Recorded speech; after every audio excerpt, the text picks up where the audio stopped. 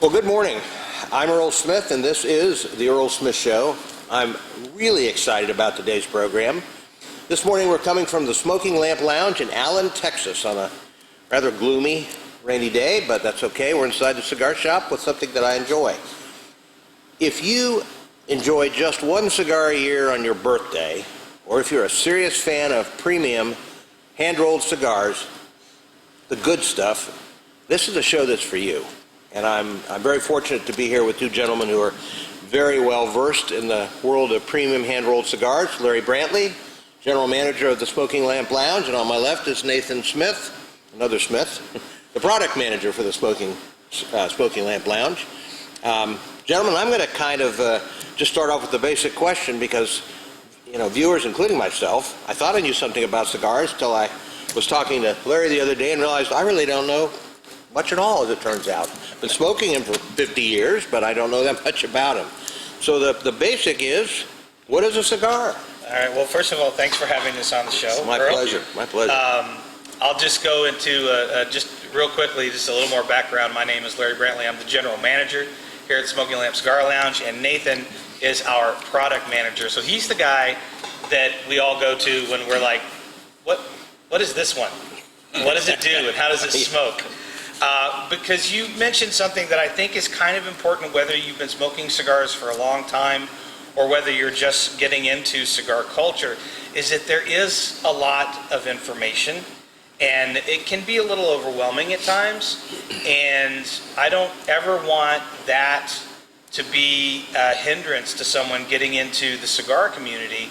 And so what we really try to do here, not just Nathan and myself, but Brian Barry, our owner, and every staffer, is if someone comes in and they're looking for some knowledge, whether it is what is a cigar, which we'll get to, or what is the difference between this light-colored cigar and this dark-colored cigar, or what's the difference between a straight cut and a V-cut, we want to pass that knowledge on, keeping in mind that we are guys who have been in cigar culture for a while that still are learning things. We'll often have a rep or an honest-to-goodness master blender or an owner of a tobacco company or a premium cigar company come in, and just sitting around and having a conversation, we will pick up pieces of information that we didn't have before. And we love that. You'll find, I think, that within the cigar community, it's full of people who have very different opinions, but they all kind of have one thing in common, and it's that wanting to acquire that knowledge, wanting to pick that up. So in terms of what is a cigar, I'm actually going to let my man Nathan here talk about that. We'll talk about construction, how does a cigar differentiate between other tobacco products, that kind of thing. But I'm going to let you take it from here, bud. So what I would define a premium cigar as, and I think most people would agree, it's going to be something that's 100% hand-rolled, no machines at any point. It's going to be a wrapper that is whole leaf. It's not going to be piecemealed. Of course, you can have multiple wrapper leaves. And then it's filler, binder, again, 100% tobacco, whether it's long leaf or short fill, it's all tobacco. There's no additives. The only thing that's added to the cigar is going to be an adhesive, typically pectin, to hold it together. And then anything that also helps with the shape or the flavor, such as like flavored cigars, whatever they're infusing it with. Hey, let me ask you a question. When I was a kid, I remember King Edward cigars, box cigars. But I remember, at least my recollection is, that the tobacco inside the cigar was pretty much little bits of tobacco? Yes. Am I thinking correctly? You are. Yes. So that's going to be like short fill tobacco. That's typically shorter cigars, anything like that. They'll roll a full-size cigar, cut off the extra at the end, and rather than throw it away, they just kind of dice it up, blend it, and then roll it. And a lot of times those leavings would be processed in a machine. Yeah. So if you had a box of cigars like King Edward, which is why they're inexpensive, something like that, exactly right. So just real quick, we'll probably get this in close-up, but what I've got here is called a shaggy foot cigar. And it's called a shaggy foot because most cigars are rolled with the wrapper from the cap all the way to the end of the foot. And in this case, the blender has elected to cut the wrapper short, and there's a reason for that. There's two things that's cool about doing this. Is number one, I can show you, and we'll do it on close-up, what the difference is. You can actually see the construction of the cigar when you do this. So if you look in the center, you're going to see that is the filler. And all of that tobacco, what Nathan called long fill, it backs up all the way through this cigar. So you have to think of all the leaves long way being rolled like this. And then this is going to be the binder, which you can see right here. It's a slightly lighter shade than the wrapper. And that is going to be the tobacco leaves that are a little sturdier. They also have good flavor, but they are going to be what basically holds the interior of the cigar together. And then, of course, everybody knows the wrapper, which is what's the leaf on the outside. And what's cool about a shaggy foot is when we light this off, you're going to get the flavor notes from the filler tobacco and the binder tobacco, and then after about a quarter inch, that wrapper is going to catch, and it's going to change the flavor profile of the cigar. But just looking at that is a good indicator of the difference between, we say what's long fill, what's short fill. A hand-rolled premium cigar, this is going to be tobacco leaves, not chopped up, but mostly long, all the way up to here. And it's going to provide a very different smoking experience, a much more pleasurable smoking experience in my opinion. But we are talking about cigars, and like whiskey and wine and everything else, it is about opinion. Yes. So, I am guessing. I know that when I was a kid and smoked a cheap cigar, the ash lasted a tiny bit before it fell off in my lap. Mm-hmm. And I know that I, myself, and certainly some of the more experienced smokers that I see in the lounge, might have a pretty substantial ash on the end of their cigar. Yeah. I'm guessing because of the fact that rather than just being little pieces, it runs the full length of the cigar in terms of the filler. Yeah, so that goes to construction, and it also goes to blending. I'm going to let Nathan talk a little bit about that. I apologize. So for that, a lot of it has to do with the construction. So how tightly or how long you can get the ash on there depends on how tightly it's rolled. So if it's a looser roll, you'll get more airflow through it, and there's less support to it, so you'll see it drop off. But some of the tighter rolled cigars, you can get a more substantial ash on there before it'll fall off. And ash is important because it acts as a sort of temperature gauge on your cigar.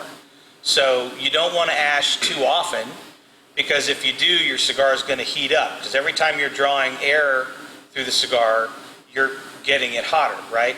The ash on a cigar acts as sort of a regulator.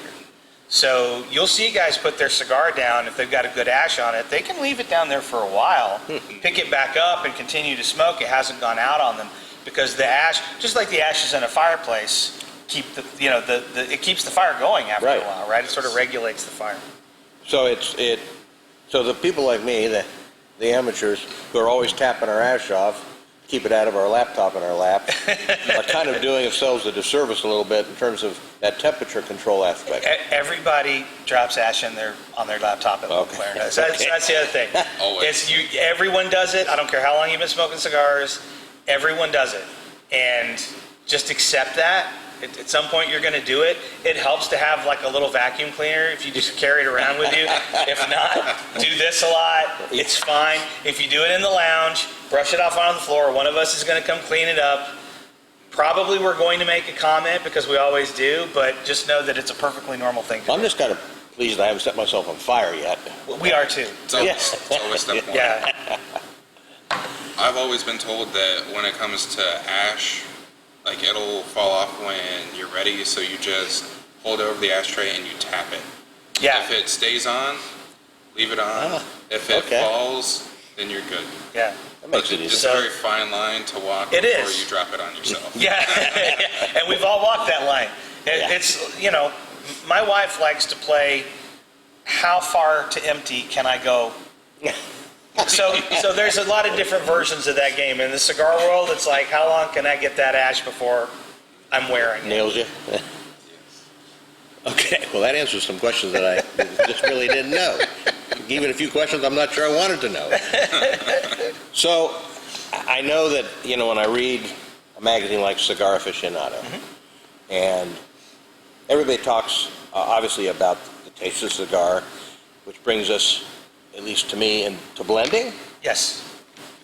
Yes. So I'm going to let Nathan handle that. Two things. What is blending and why is it important? So blending is mostly done in the filler. So you have the wrapper leaf, which is going to be the most expensive leaf, but it's also where you're getting the most flavor. Then you have the binder, which is actually, in a lot of ways, the most important leaf in a cigar because that regulates how it's going to burn. So a lot of times they'll either use a wrapper leaf that was too ugly, it's too veiny or coarse, it wouldn't look good on the surface, they'll put it underneath.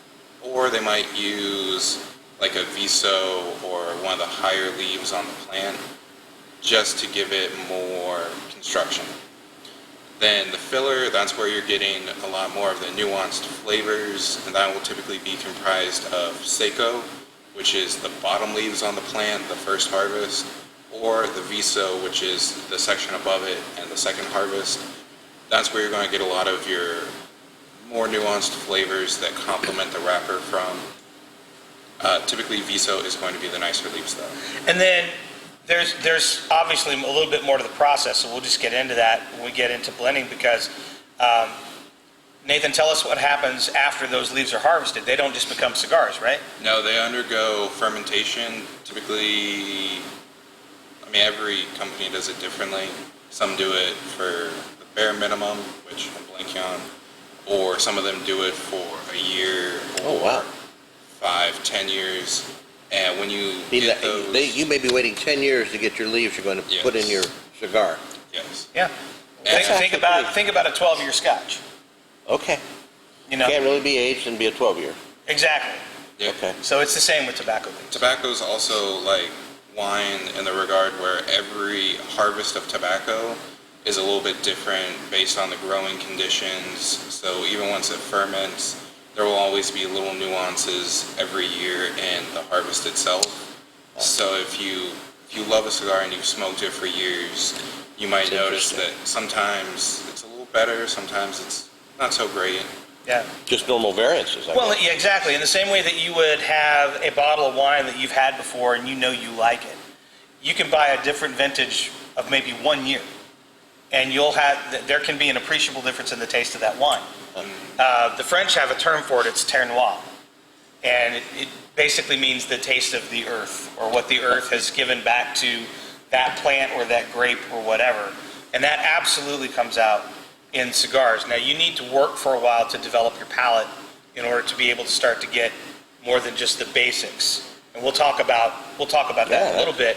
But it's a lot more complicated. I did want to just real quickly cover one thing with Nathan, which is, and I apologize for the lead-in question, why does size matter, Nathan? So... well, that's the end of this podcast right there. You see his ears getting red? So size matters because, again, the wrapper is the most flavorful part of a cigar. So the smaller ring gauge, you're getting more of that wrapper flavor. The fatter your ring gauge, you're getting more of the filler, which has flavor, but it's not as prominent, it's not as bold. So the smaller ring gauge, more wrapper, more flavor. So it's all about the proportion of the wrapper to the filler.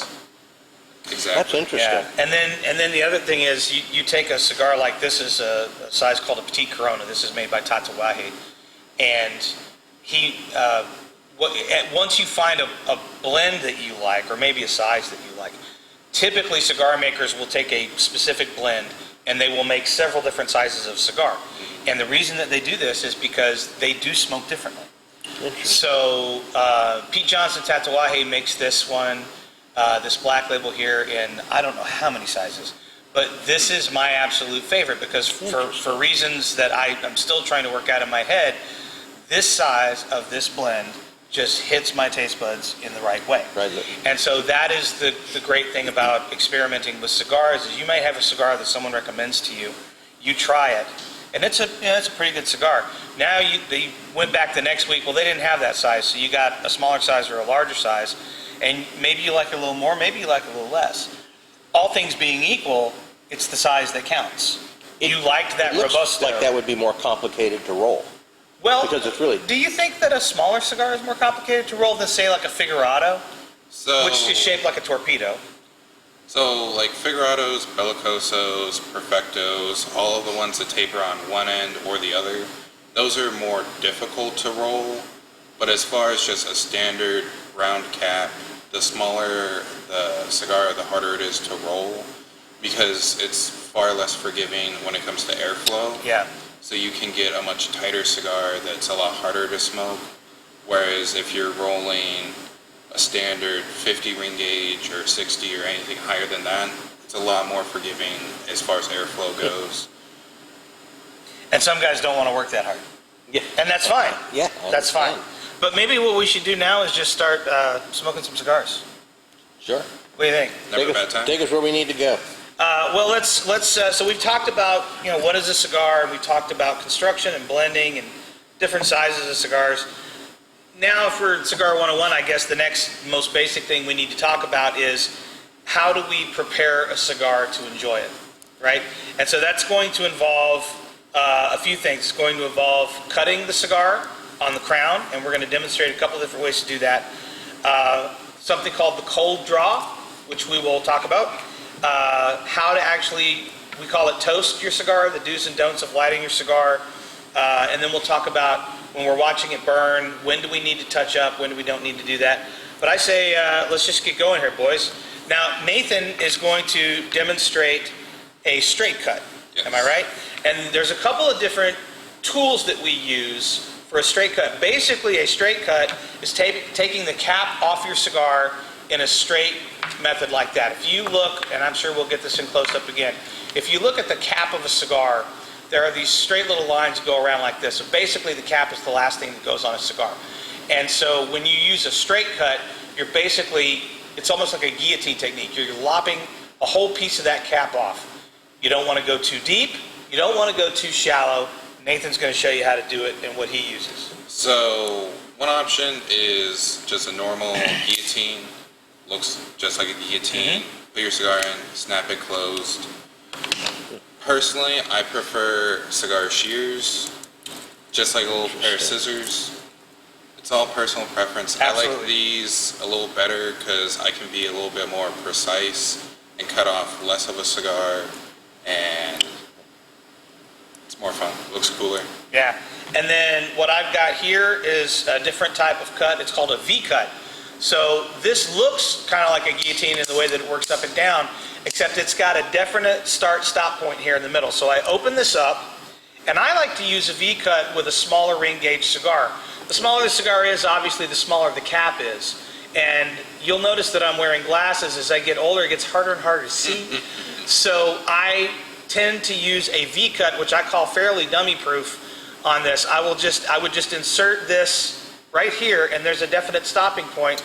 I'll cut down, and then what it'll do is it'll make a V indentation in the cap of the cigar. It won't take off the entire cap. It'll make a nice deep V indentation, and that is all that I need to start to get airflow through the cigar. For me, that's the best way to do a very small ring gauge cigar like this Tatuaje here.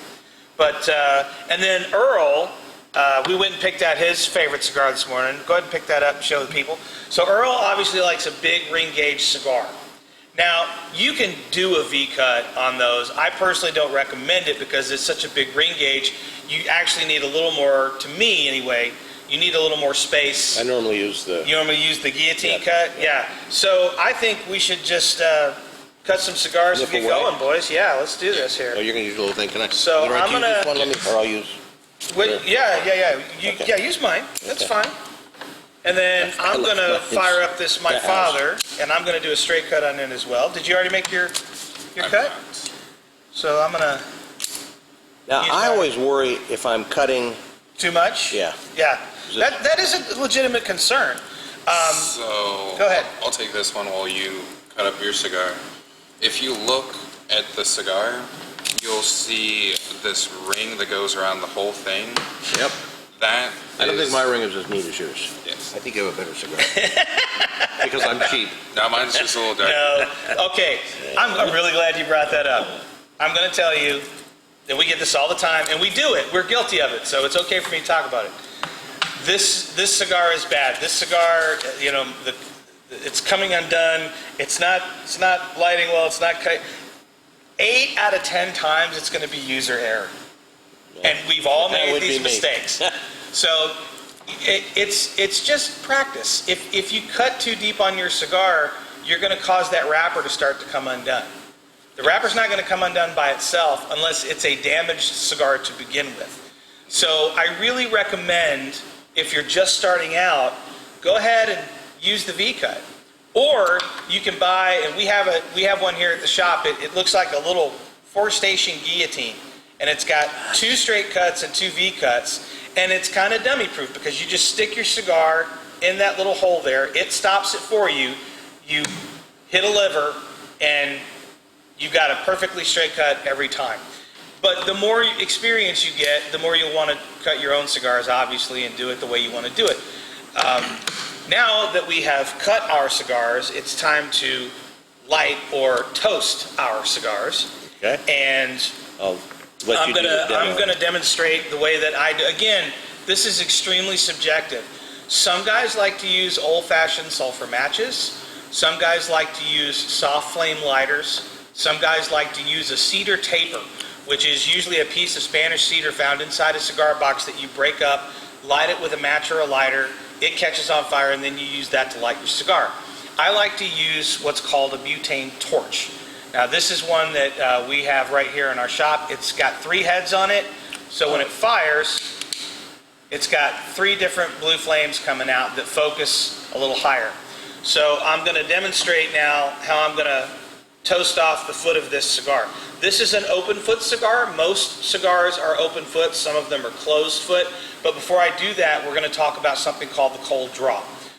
So the cold draw is when you take a puff of your cigar without actually lighting it. And the reason that we do that is because a cigar, like whiskey, like wine, like coffee, is a subjective sensory experience. And cold drawing on a cigar, or in other words, taking a puff of an unlit cigar, is actually going to give your senses some information about that cigar before you literally set it on fire. So in this case, I take a cold puff,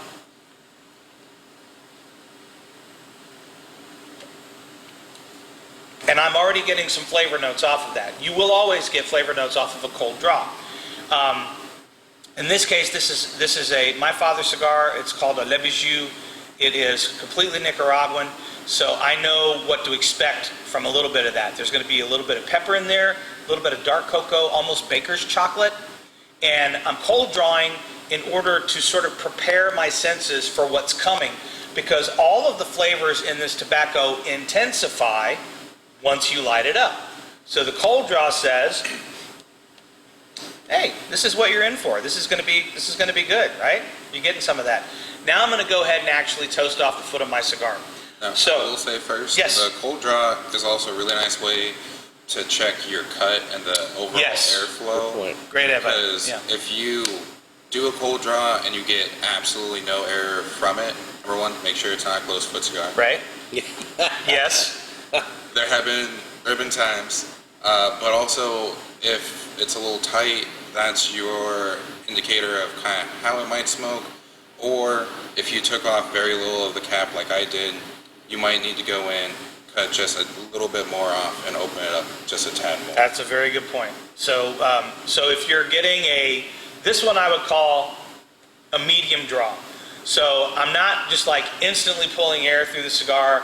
I'm having to work at it a little bit, which you want. You want some resistance in there. You don't want too much, but you want some, because the greater the airflow, the faster the burn, obviously. Oxygen feeds fire.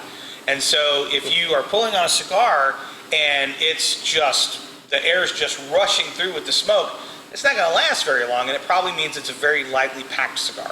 So this one, the construction on it is awesome. So I'm going to go ahead and toast this one off. Here's how I toast off a cigar. Again, this is a subjective experience. You need to figure out what works best for you. Some guys like to put the cigar in their mouth and fire this way and start puffing on it. The reason I don't do that is because this is actually a really powerful torch. And I'm in danger of two things. Number one, if I'm holding the cigar in my mouth and I'm lighting it, I can't actually see what I'm doing down here. And if I'm getting too far to the side of the cigar, I'm probably going to burn that wrapper. And you really don't want to singe the wrapper on your toast because it's going to affect your whole experience of the cigar. So I like to observe what I'm doing. I'm going to hold my cigar at an angle. I'm going to fire. Now you'll notice I don't hold it right up here. I'm going to hold it down and work it in a little bit. And now, I don't know if you can see this on camera, but the foot, and just the foot, is starting to light a little bit. You can see the smoke starting to come up. And what I'm working toward here is getting a full ember. In other words, the entire foot of my cigar is going to be mostly ember red. And I'm staying in a very tight little circle. I'm moving my cigar around a little bit, and I'm also moving my lighter around a little bit. Now I've got a good ember. You're doing a lot more toasting, prepping than I typically would do. I will admit that I start, as soon as I see a little fire going, I start puffing on my cigar. There you go. So I've got a good toast on my foot. I've got smoke coming out of both ends, which you want to see. That means that there's definitely oxygen getting through there. And now I can just start to enjoy my cigar. So, boys, I say let's light up and start smoking some cigars, and we'll get into some do's and don'ts. I'm gonna try and remotely not mess up in front of you. Now this had a little bit of wrapper on the bottom. Mm-hmm. Yeah, that's a closed foot cigar. Okay. So a cold draw is hard to do for you. Yeah. On got that a little through, but it wasn't very much. Yeah. It's not happening, right? I guess I can be farther away than I commonly do. There you go. I think that's about ready to smoke. Let's see. Now, I do mine a little differently than you do. Yeah. So I like to just char the bottom of mine and then go up and puff it 2 or 3 times, rotate it a little bit. And that's always typically what I do. I find that I'll light the whole thing with a toast if I have a single flame torch. Single flame, yeah. Makes it a little easier, a little more precise. Yeah. A little less dummy proof. Yeah, and then it's probably consequently why I tend to burn more fuel out of my lighter than you tend to burn out of yours. Because I do. Again, you're going to hear me say this often. Cigar smoking is a subjective experience. Find out what works for you and do that thing. There are definitely some do's and don'ts, and we might as well get into those right now. So when we're talking about toasting your cigar, like Nathan said, you want to just toast off the foot. There's different ways to do that. You do not want to start, you don't want to get your torch too close to your foot because you're going to singe that wrapper. You don't want to not know what you're doing. So Nathan obviously is a very expensive, I meant experienced. He does like expensive, it is an expensive habit. Cigar smoker, so when he transitions from this to this, he knows exactly where he is and what he's doing. If you're new to cigar smoking, you might want to practice doing that before you get going. But as you can see, we've all three got a really good burn going because I haven't puffed on mine in a while and it's still going fine. One thing I would say also, because I feel like a lot of people see the flame and they think that's where the cigar needs to be. Right. So if you ever take a lighter, you strike it, just put your hand, like I can feel the heat here. Yeah. I can feel it here. This is perfect for lighting a cigar. Yeah. Interesting. That's a lot more distance than I would have. Well, it's one of the reasons why the what we call a torch lighter has become so popular. You'll see, soft flame lighters with cigarette smokers. They're often, in here having to cup it over and everything because the least little bit of wind resistance tends to knock out that flame. This is more like an acetylene torch, and it's not going to go out, but consequently it's a lot more powerful. It's using a lot more fuel. Now, even though it's using a lot more fuel, this is purified butane, and some people will argue that they don't use butane lighters because it affects the experience of the cigar. I personally have not found that to be the case. This is 100% tasteless, odorless. It evaporates when it gets out into the world. And so I've never ruined my cigar because I used a butane lighter. Some people, myself included, actually feel that way about sulfur matches. I've heard that more frequently. Experienced guys will light a match, but they'll let all the sulfur burn off of that before they get anywhere near their cigar. And then they'll light it with the burning stick of wood. If you fire a sulfur match and immediately put it under the flame, I can pretty much promise you that's going to affect the taste of your cigar. Yes. Because even if it doesn't physically affect your cigar, you're getting sulfur up the nose, and that definitely affects your smoking experience. That's a good thing to talk about while we're smoking.